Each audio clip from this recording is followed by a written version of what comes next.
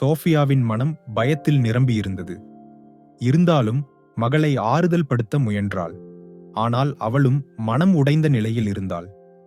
வீட்டில் அண்ணியின் வலியை குறைக்க சோஃபியா எவ்வளவோ முயற்சித்தாள். சுடுநீர் குளியல், மருந்துகள், வீட்டு வைத்தியங்கள் எதுவும் பலனளிக்கவில்லை. வலி அதிகமாகி வந்தபோது வேறு வழியின்றி அவர்கள் மருத்துவமனைக்கு ஓடினர். மருத்துவமனையின் வரவேற்பறையில் சோர்வாக இருந்த ஒரு செவிலியிடம் சோஃபியா நடுங்கும் குரலில் கூறினாள், "என் மகளுக்கு ரொம்ப வலி, தயவு செய்து உடனே ஏதாவது செய்யுங்கள்." செவிலி அண்ணியை பார்த்தாள். சிறுமியின் முகம் வலியால் வெளிறியிருந்தது. அவளால் நிற்கக்கூட முடியவில்லை. "என்ன பிரச்சினை?" என்று செவிலி கேட்டாள். சோஃபியா பதிலளித்தாள். "பல மணி நேரமாக அவளுக்கு கீழே வலி இருக்கு. வீட்டிலெல்லாம் முயற்சி செய்தும் எதுவும் பலிக்கவில்லை.